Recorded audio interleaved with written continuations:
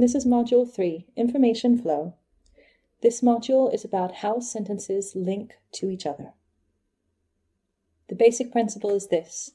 Every sentence needs to go from known information to unknown information.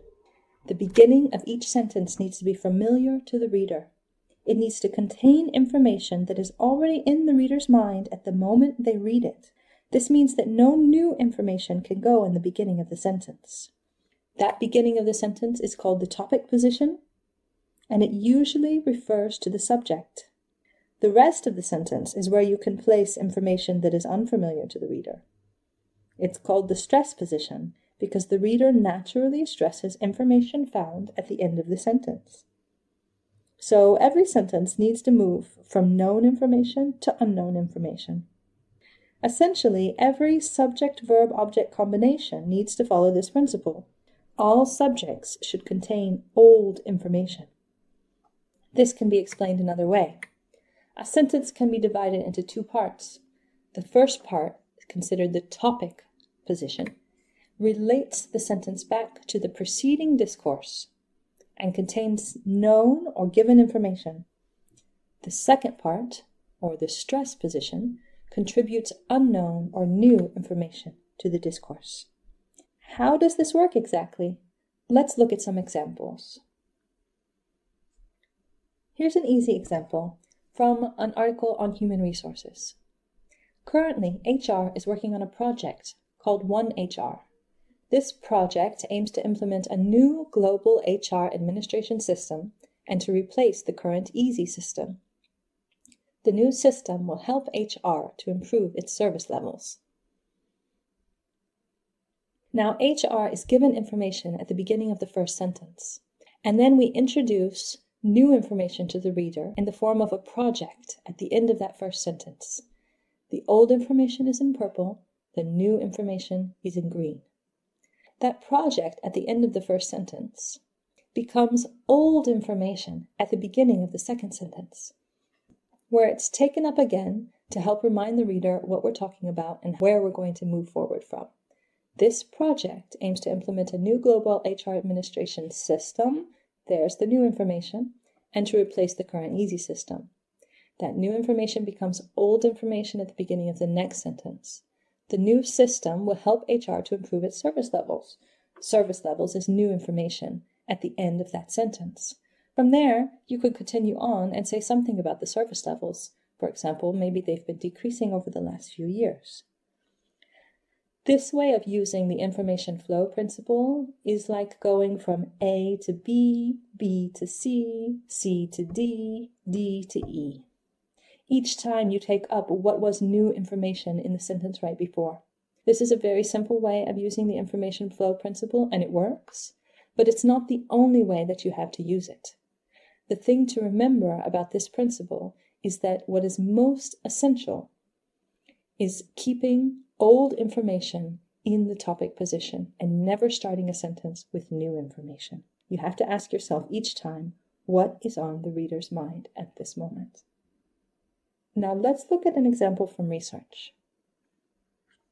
Their research is centered on the systems at play within cells that maintain a balance between oxidizing and antioxidizing molecules. There's the new information that's taken up again in the next sentence as old information.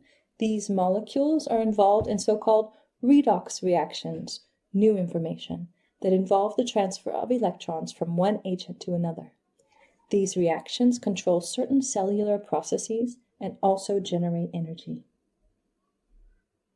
Here again we have A to B, B to C, C to D. Now let's see an example of how we can use slight paraphrasing to make sure that we have familiar information at the beginning. Here's the first sentence. As a result, it, meaning the Netherlands, has a high and still increasing number of political parties. Oh, there's the new information at the end, but it's quite a long phrase, which are generally unable to achieve majority in elections. That second part, after the which, could also be the new information. We have two bits of new information at the end of this sentence. Where we want to go after it depends on which piece of new information we want to take up. So if we start the next sentence with simply the word this by itself, then it won't be clear to the reader whether or not you're referring to the high and still increasing number of political parties, or you're referring to the inability to achieve a majority in elections. An unclear subject at the beginning of the next sentence will cause confusion for the reader here. So what can we do? We can paraphrase the bit of new information that we want to continue talking about. Having so many political parties, that's then your subject, makes multi-party coalition governments inevitable. Having so many political parties is now topic position. It's now old information because it was presented as new information at the end of the sentence that came before. Take this as an example of how we shouldn't use the word this at the beginning of the sentence by itself. If you had written, this makes multi-party coalition governments inevitable, there would be confusion for the reader. Always refer back specifically to which part of the last sentence you're continuing on with. Now, let's talk in more detail about the topic position, as that is the key to linking your sentences together and making sure the reader stays with you. The topic position is usually the subject. The topic position contains familiar information to the reader, information that the reader knows, and especially information that is on the reader's mind at the moment of reading that sentence. If the topic position only contains information that is familiar to the reader, that means that this information is not abstract. Abstract information is hard to process. This means that we're generally not going to put abstract nouns, abstract concepts in the subject position of our sentences. So if we need to make the subject more concrete, more human, let me show you how that works. How do we move to more concrete or human subjects? Let's take some examples. Example 1. Complications of therapy are more likely to occur in patients with decreased physiological reserves. Here, the subject is complications. Complications is not something we can grasp, not something we can really envision. It's a bit vague. What are the complications? I'm not exactly sure. There are probably many of them. However, there is a human in this sentence, and we could take the same sentence and we could switch it around so that the reader processes it more easily based on the information flow principle. We could take that noun, patients, and put it in the subject position. Patients with decreased physiological reserves are more likely to experience complications of therapy. All I've done is switch the sentence around. In this case, the verb also needed to change. The first verb was occur, and the second verb is experience. The sentence says the same things. The placement of information each time is different. 1b is an easier sentence for the reader to understand because it complies with the information flow principle that the beginning of the sentence needs to be familiar to the reader, needs to be comfortable to the reader, something they can envision, something that's on their mind.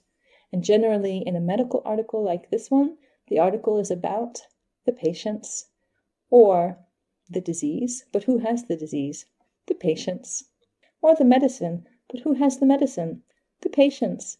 So ultimately, most medical articles, even when they're about a particular medication or when they're about a particular treatment that's being developed, it's all being developed for a patient.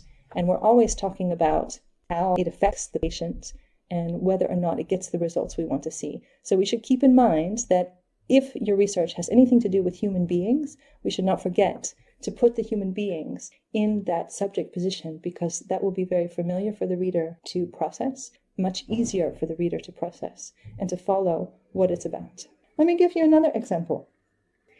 Disagreement among the authors was discussed during a consensus meeting. Now, at first sight, of course, there's nothing wrong with this sentence. It's a perfectly correctly written sentence, no problem at all. But there are many ways to write a sentence.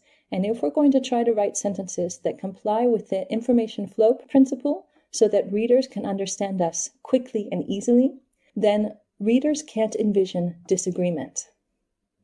Disagreement is an abstract concept, like complications are an abstract concept. What is human in this sentence 2a? Who is doing what? authors are human. Authors disagreed. You could change this sentence around too. If the authors disagreed, they discussed it during a consensus meeting. Now, in both of these examples, both sentences say the same information, but one sentence gives a human or concrete subject, and the other sentence has an abstract subject. Even though they present the same information, one sentence is easier for a reader to process than the other. Let me give you another example of an abstract subject that is quite unclear. Here's the sentence. To participate in activities in daily life, there's the introductory phrase. Here comes the subject. More than just athletic competence. Okay, here's the verb, is, and then necessary. The subject is more than just athletic competence. What does that mean? What is more than just athletic competence? In this sentence, we don't know. Maybe it was given in the context, maybe not. But even if it was given in the context, it's still an abstract concept. This sentence can be changed to make it easier for a reader to process. We need to know what the research is about. Who is the research about? Who are we talking about? In this research, the writer was talking about children. What he was actually trying to say was, children need more than just athletic competence to participate in daily life. The subject here, the topic position here being children, is something familiar to every reader, something we can envision, something that we know. So you never have to question whether or not your reader will feel familiar with a human being at the beginning of your sentence. And if your research is about human beings, it makes it easier for you to create more human subjects. In this case, now we have the subject and the verb close together. We have a human subject that is familiar information to the reader. The whole article was about children. Children need, and then in the stress position, we have that a bit more vague and unclear, something more than athletic competence. It's nicer to have that in the stress position because the reader is going to pay more attention to that as something new, something important. And now you've prepared yourself at the end of the sentence to explain what this more than just athletic competence is after you've introduced the idea at the end in the stress position. So that is the information flow principle. Let me give you a recap. The topic position is the subject position of your sentence. It's the most important because you always need to start with familiar information. You need to start in your topic position with what is in the reader's mind at that particular moment and think about linking back to what you were just talking about. If possible, you should make the beginning of the sentence concrete, human, and comfortable for the reader. Think about holding the reader's hand. What do I mean by that? I mean, make the link between sentences extremely obvious. Even if you think it's clear to you, it might not necessarily be clear to someone who is not in your head. Your goal in using this information flow principle is for the reader to be saying to themselves with every sentence, "Ah, yes, I follow you. Ah, yes, I follow you." Good luck.